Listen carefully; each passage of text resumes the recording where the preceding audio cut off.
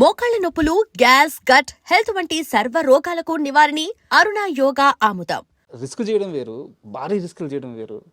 సొగసు చూడతారమా అంటే నాకు తెలియదు సార్, వేరే వాళ్ళు చెప్పడం అంత ఆ వయసు లేదు. గుడ్ మూవీ అని చెప్పారు. సో రామాయణం అయితే నేను థియేటర్లో చూశాను, మీ రామాయణ బాలరామాయణం. బట్ ఎందుకు బాలరామాయణం అంటే మూడో సినిమాకి మళ్ళీ రిస్క్ చేశారు? ఇప్పుడు మీకు రిస్క్ అనిపించిందా? రామాయణం తర్వాత ఏం సినిమా చేశాను నేను? రామాయణం తర్వాత చూడాలని ఉంది, చేశారు. అదే అదే అంటే ఎన్ని మెట్లు ఎక్కాను? అవును, ఒకేసారి 10 మెట్లు ఎక్కాను. సో మీ దృష్టిలో అది రిస్క్ కాదు? అస్సలు కాదు. నేను రామాయణం లాంటిది తీసి ఒక పెద్ద జాక్పాట్ కొట్టగలను అనే నమ్మకంతో రామాయణం తీశాను. అది ప్రూవ్ చేశాను కాబట్టి ఒకేసారి 10 మెట్లు ఎక్కి చూడాలని ఉంది. చిరంజీవి గారు తీయగలిగారు. 10 సార్ అన్ని మెట్లు ఎక్కేసారు. అది చెప్తున్నాను. సో అది ఏమాత్రం రిస్క్ కదండి, అదే చెప్తున్నాను కదా సార్. నేను తెలుసుకున్న ఒక క్వశ్చన్ ఉంది. ఫస్ట్ మీరు బాలరామాయణం ప్రపోజల్తో వెళ్ళినప్పుడు ప్రొడ్యూసర్ గారు కొత్త డైరెక్టరు సరిగ్గా హ్యాండిల్ చేయగలడా లేడా అని డౌట్ పడి, ఆయన కొంత ఇబ్బంది పడి మొత్తానికి శ్యాంప్రసాద్ గారి వల్ల ఏదో ఒప్పుకొని సినిమా అంతా అయిపోయినాక ఏదో అనుకున్నానయ్యా అల్లాడించేసావు, మామూలుగా తీయలేదు అని చెప్పి అన్నారంటే ఇన్సిడెంట్ జరిగిందా? ఇది ఇలాగేం జరగలేదండి. ఆయనకి ఏంటంటే ఇప్పుడు సొగసు చూడతరమా అనే సినిమా తీశాను నేను, అది నా రెండో సినిమా. మూడోది రామాయణం అనగానే పురాణాన్ని వీడు హ్యాండిల్ చేయగలడా, కుర్రాడు చాలా యంగ్ కదా నేను. సో ఇంత యంగెస్ట్, ఎందుకంటే వాళ్ళందరూ కేవీ రెడ్డి వాళ్ళతో సినిమాలు తీసిన ప్రొడ్యూసరు ఎంఎస్ రెడ్డి గారు, కమలాకర్ కామేశ్వరరావు గారు. అలాంటిది నేను కుర్రాడు రామాయణం తీసేస్తాను పురాణం అనేసరికి షాక్ అయ్యాను. ముందు ఐడియా నచ్చింది, ఇద్దరు చిన్నపిల్లలతో తీయాలని ఐడియా నచ్చిందయ్యా, కానీ రామాయణం అసలు నువ్వు హ్యాండిల్ చేయగలవా, నువ్వు తీయగలవా అన్న. నేను తీయగలను సార్, తీస్తాను కాబట్టి ఐడియా వచ్చింది నాకు అని అంటే, సరే అయితే నా ఫ్రెండ్స్ కొంతమంది ఉన్నారు, వాళ్ళందరినీ పిలుస్తాను, నువ్వు అసలు రామాయణం కథ చెప్పు మాకు, నువ్వేం తీయాలనుకుంటున్నావో చెప్పు అన్నారు. దాదాపు ఒక 20 మంది కూర్చున్నారు, అందరూ పండితులు, మామూలు కాదు. ఎంఎస్ రెడ్డి గారి బ్యాచ్ మామూలుగా అప్పట్లో మాలకొండారెడ్డి గారు, ఈవెన్ నాకు తెలిసి గుంటూరు శేషేంద్ర శర్మ గారు కూడా ఉన్నారు అనుకుంటాను.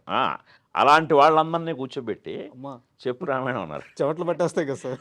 నేనేంటంటే అప్పటి వరకు రామాయణం అనేది సినిమాల ద్వారా చూసి తెలుసుకున్నదే, కానీ నేను ఎప్పుడైతే రామాయణం థాట్ వచ్చిందో నేను అప్పుడు వాల్మీకి రామాయణం చదివే నేను ఒక ఆర్డర్ రాసుకున్నాను. సో అందుకని ఆ కమాండ్ తోటి మొత్తం చెప్పిన ఆ ఫస్ట్ సిట్టింగ్లోనే వాళ్ళందరికీ కాన్ఫిడెన్స్ వచ్చింది, ఇతను తీయగలడు, ఇతను పాత్రలను అర్థం చేసుకుని తీరు, కానీ ఇతను సటిల్గా చెప్పిన విధానం కానీ ఖచ్చితంగా ఇతను తీయగలడని వాళ్ళందరూ ఓటేసాక అప్పుడు సినిమా మొదలైంది. లేకపోతే ఇది చివరంతా అయిపోయిన తర్వాత పరీక్ష కాదు, ముందే పరీక్ష. ఎందుకంటే అప్పట్లోనే 3 కోట్లు ఖర్చు పెట్టామండి ఆ సినిమాకి, చిన్నపిల్లలతో. 3 కోట్లు అంటే ఇప్పుడు నాకు తెలిసి 90 కోట్లతో సమానం, అంతే కదా. అండ్ ఎన్టీఆర్ గారు, మాస్టర్ ఎన్టీఆర్ అంటే మీ మాస్టర్ ఎన్టీఆర్, మాకు జూనియర్ ఎన్టీఆర్, సడన్గా అనుకోకుండా మీ రైటర్ సంథింగ్ ఎవరో మీ జర్నలిస్ట్ మీ టీం అతను తోట ప్రసాద్ గారు అనుకుంటాను, ఆయన బస్సులో వెళ్తుంటే రవీంద్ర భారతి దగ్గర బోర్డు ఏదో కనిపిస్తే దొరికారంట. అసలు జూనియర్ ఎన్టీఆర్ గారు రావాలి అన్న ఎలా వచ్చారు, ఆన్ బోర్డు ఎలా అయ్యారు? ఆయన కూడా చూసి ఉండొచ్చేమో, కానీ ఎన్టీ రామారావుని ఫైండ్ అవుట్ చేసింది మాత్రం ఎంఎస్ రెడ్డి గారు. అవునా? ఓకే. ఎందుకంటే ఎంఎస్ రెడ్డి గారు ప్రతి ఈవినింగ్ రవీంద్ర భారతిలో ఏమి కార్యక్రమాలు జరుగుతున్నా ఈయనే వెళ్తారు అతిథిగా. సో అలాగా ఆయన అప్పటికే ఎన్టీఆర్ కూచిపూడి ప్రదర్శన ఇచ్చేవాడు, కూచిపూడి డాన్సర్ కదా. అందుకని ఫస్ట్ ఎంఎస్ రెడ్డి గారే చూశారు. ఎంఎస్ రెడ్డి గారు చూసే నాకు చెప్పారు. ఇప్పుడు మీరు చెప్పిన రైటర్ కూడా తను కూడా చూసి ఉండొచ్చేమో, కానీ బట్ ఫస్ట్ చూసి నాకు ఎన్టీ రామారావు పేరు సజెస్ట్ చేసింది ఎంఎస్ రెడ్డి గారే. ఎందుకంటే ఆయన ఆ ఫంక్షన్కి వెళ్ళి ఒకసారి అయితే ఆ పర్టికులర్ ఫంక్షన్ నుంచే వచ్చి చెప్పారు నాకు, ఈరోజు రవీంద్ర భారతిలో వచ్చాడయ్యా ప్రదర్శన, మామూలుగా ఇవ్వలేదు, ఎక్స్ట్రాడినరీ చేశాడు కుర్రాడు ఎన్టీ రామారావు గారి మనవడు, పిలుద్దామని పిలిపించారు. ఒకసారి అంటే ఎన్టీఆర్ గారు అల్లరి గురించి చాలామంది చెప్పారు, చిన్నప్పుడు ఎంత అల్లరి చేసి చాలామంది చెప్పారు. బట్ మీరు సినిమా అంతా భరించారు, కానీ ఒక్కరోజు మాత్రం చాలా గట్టిగా అరిచేస్తే ఇంక నేను ఈ సినిమా చేయని అలిగి కూర్చున్నాడంట. సందర్భం గుర్తుందా మీకు? అది విల్లు ఏదో చేపించారంటే మీరు స్పెషల్ అంటే ఇప్పుడు శివధనస్సు ఉంటుంది కదా, ఆ శివధనస్సుని షాట్కు ముందే విరిచేశాడు. షాట్లో విరాలి, షాట్కు ముందే దాన్ని ప్రాక్టీస్ చేస్తూ, అంటే చాలా హైపర్ కిడ్, హైపర్ యాక్టివ్ అతను, అసలు కుదురుగా కూర్చోడు. రాముడి క్యారెక్టర్ కాదు, యాక్చువల్గా హనుమంతుడి క్యారెక్టర్ ఇవ్వాలి, అంత హుషారు. ఒక చోట కూర్చోడు, మేము కంట్రోల్ చేసి కూర్చోబెట్టేవాళ్ళం. సో ఆ ప్రాసెస్లో అందులో అందరూ పిల్లలు కదా, ఆ పిల్లలతో ఆడుతూ ఉండేవాడు. ఆడుతూ ఇప్పుడు నేను నెక్స్ట్ చేయబోయే సీన్ వాళ్ళ ముందు పెర్ఫామ్ చేశాడు. ఓకే, అది విరిగిపోయింది. అది విరిగిపోయేసరికి ఆల్టర్నేట్ లేదు, ఇంకా ఆ రోజు షూటింగ్ ఉండదు. మీరేదో చాలా స్పెషల్గా చేయించుకున్నారంట దాని వరకు. నేనే కాదు, ఎవరికైనా నేను ఆ ప్లేస్లో ఎవరన్నా సరే ఆ షాట్కి అది కావాలి కదా, సో స్పెషల్గానే చేయిస్తాం. సో ఆ స్పెషల్గా చేయించింది కాస్త విరిగిపోయింది. ఇంకా విరిగిపోతే ఆ సీన్ తీయలేం. నాకు మామూలు ఇది అంటే అందరు పిల్లలు కదా, ప్రతిరోజు ఒక్కొక్క రోజు షూటింగ్ తొందరగా ముగిస్తే బాగుంటుంది, లేకపోతే వాళ్ళతో అలా చెక్కుకుంటూ పోలేం కదా. Correct sir. సో అది చాలా శ్రమతో కూడుకుంది. ఆ రోజు పట్టుకు వాయించాను, అసలు మామూలు ఇది కాదు. అంటే అప్పుడు వాళ్ళ మదర్ మెయిన్, ఆవిడ పెంపకమే, ఆవిడ అద్భుతంగా పెంచింది కుర్రాన్ని. ఈరోజు ఎన్టీ రామారావు అనబడేవాడిని మనం అక్కడ చూస్తున్నాం ఆ స్థాయిలో, అంటే వెనకాతల వాళ్ళ మదర్ తీర్చిదిద్దిన విధానం. ఆ మదరు నేను తిడుతుంటే తన మదర్ దగ్గరికి వెళ్ళిపోయాడు. మదర్ అలా గమ్మునే ఉంది తప్పితే నన్నేమి మీరు చిన్నపిల్లాడు కదా ఆడికి తెలియకుండా ఏదో ఇరిచేశారు, ఎందుకు అంత తిడతారు అనలేదు. ఆవిడ అలాగే ఉంది, డైరెక్టర్ గారిని నువ్వు ఇది చేసావు అంతే, అది ఆయన ఏం చెప్తే అది, ఆయన తిట్టినా కొట్టినా పడాల్సిందే అందావిడ. Great sir. అది మామూలు, అది పెంపకం అంటే. ఇఫోరియా గురించి మాట్లాడుకున్నప్పుడు పేరెంటింగ్ అని చెప్పి ఒక మాట అన్నారు, ఇది రియల్ ఎగ్జాంపుల్. అంతే, అదే ఎగ్జాక్ట్గా మన ఇప్పుడున్న సినిమాకి కరెక్ట్ సిచ్యువేషన్.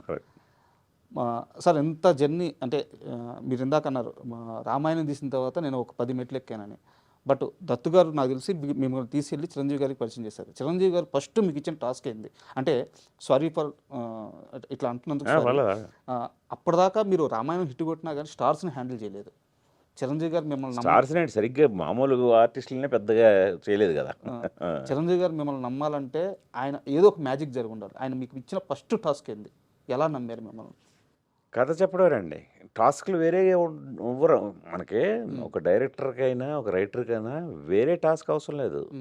నువ్వు ఏం తీయబోతున్నావో నువ్వు చెప్పే దాంట్లోనే తెలిసిపోదు నీ సత్తా. నేను కథ 3 గంటలు అనర్గళంగా చెప్పాను. దత్తు గారు, చిరంజీవి గారు, అరవింద్ గారు, వీళ్ళ ముగ్గురు విన్నారు కథ. నేను నా లైఫ్లో డైరెక్ట్గా చిరంజీవి గారిని చూడడం అదే మొదటిసారి. సినిమా ఇండస్ట్రీలో ఉంటున్నా చిరంజీవి గారిని ఎప్పుడు చూడలేదు కూడా నేను. సో అందువల్ల ముందు వెళ్ళిన వెంటనే కొంచెం ఆ స్టార్ ఆరా ముందు కొంచెం షేక్ అయ్యాను. And for more videos, please subscribe to iDream. Please subscribe to iDream. Please subscribe iDream. And please subscribe to iDream. For more videos, subscribe to iDream.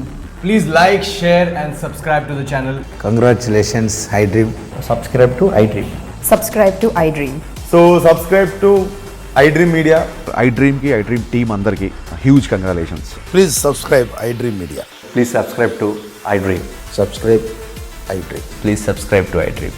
iDream అంటే నా కళల ఛానల్ను సబ్స్క్రైబ్ చేసుకున్న నోరు తిరుగుతలేదు, మీరైతే గంట గుర్తు కొట్టండి. For more such videos, please subscribe to iDream. Subscribe to iDream. Please subscribe to iDream. Please subscribe iDream Media. Please do subscribe to iDream. Please subscribe to iDream Media. For best entertainment and information, please subscribe iDream. And don't forget to subscribe to iDream.